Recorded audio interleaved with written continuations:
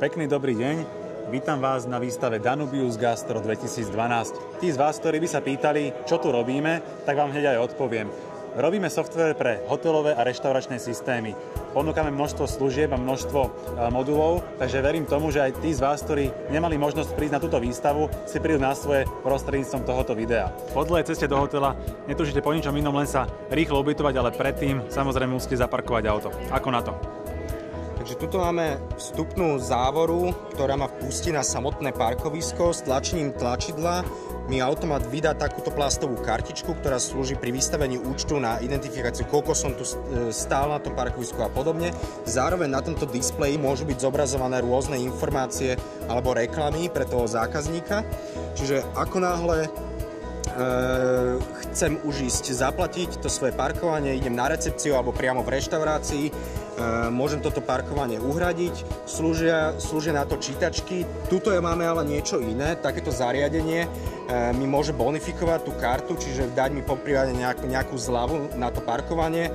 Personál jednoducho chytí kartičku, podľa nastavených nejakých priorít alebo nejakých pravidiel sa mi prideli na tú kartu zľava, alebo sa úplne moje parkovanie vynuluje a cez nejakú výstupnú rampu alebo výstupný automat idem z toho parkoviska von.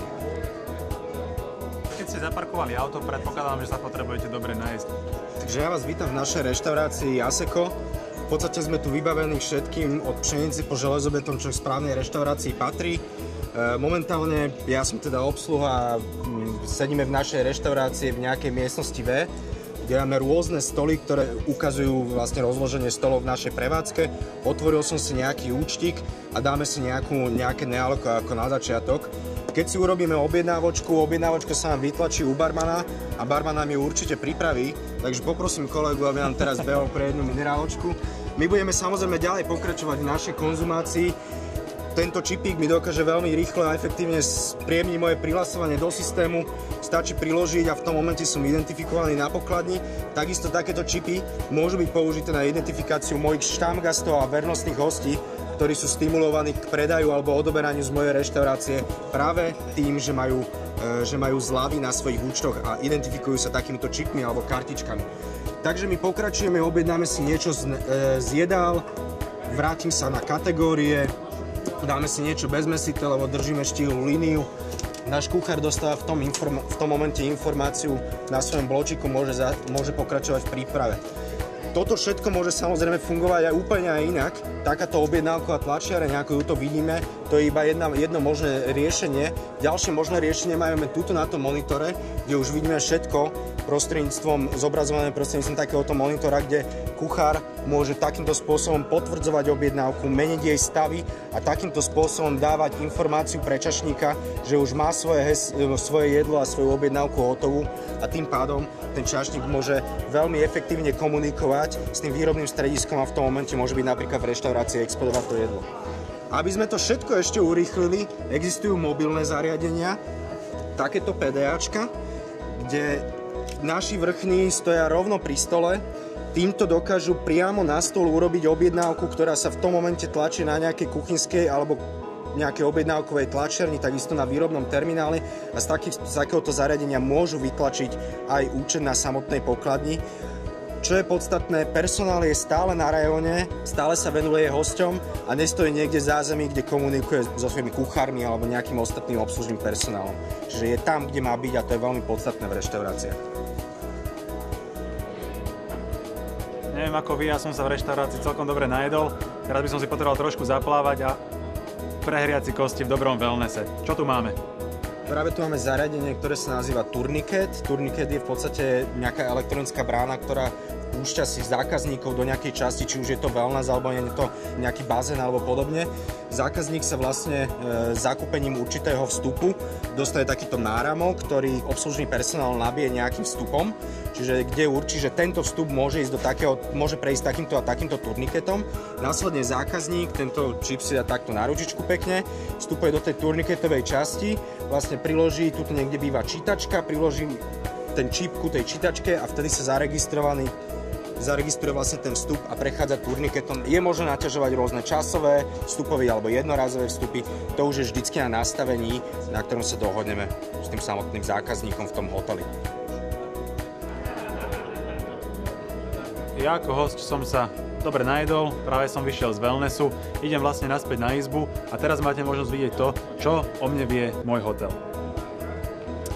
Takže nachádzame sa momentálne na recepcii nášho hotelíku. V podstate záber na obrazovke je urobený na hotelový systém Horec, kde mám všetko o ubytovaných hosťoch. Vidím tu jednotlivé dátumy, vidím tu jednotlivé izby, povedzme aktuálne vyťaženie, vidím, ktorá izba je ako obsadená, to sú vlastne tieto objekty na tej obrazovke, kde už vidím jednotlivé mená tých hostí. Tuto vpredu, ďalej do nejakej budúcnosti mám nejaké objednávky a kontrakty, ktorým predstavuje, ako bude môj hotel obsadený do budúcna.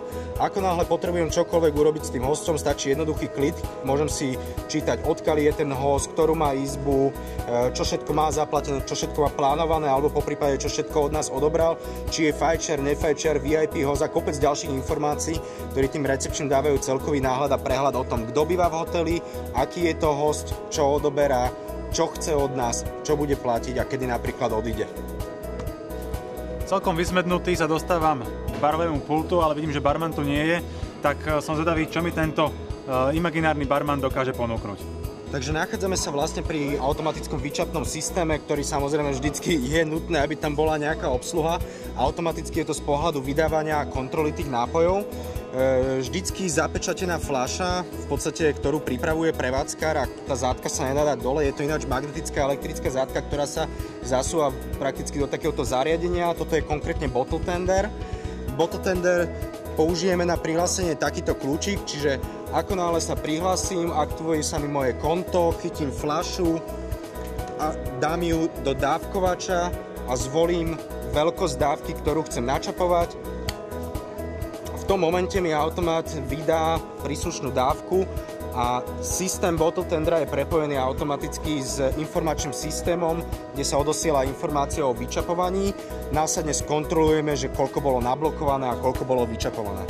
Ďalšie zariadenie, ktoré sa nachádza v strede, je bartender. Bartender je zariadenie na výdaj miešaných nápojov, čiže je napojené na niekoľko surovín, ktoré sa navzájom zmiešajú a vydávajú vlastne miešaný drink.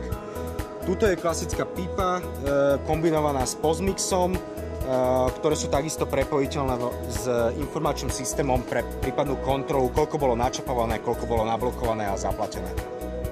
Toto je v skratke náš celý imaginárny hotel, takže pokiaľ ste nemali možnosť prísť na Danubius Gastro 2012, tak aspoň takýmto spôsobom sme vám ju predstavili.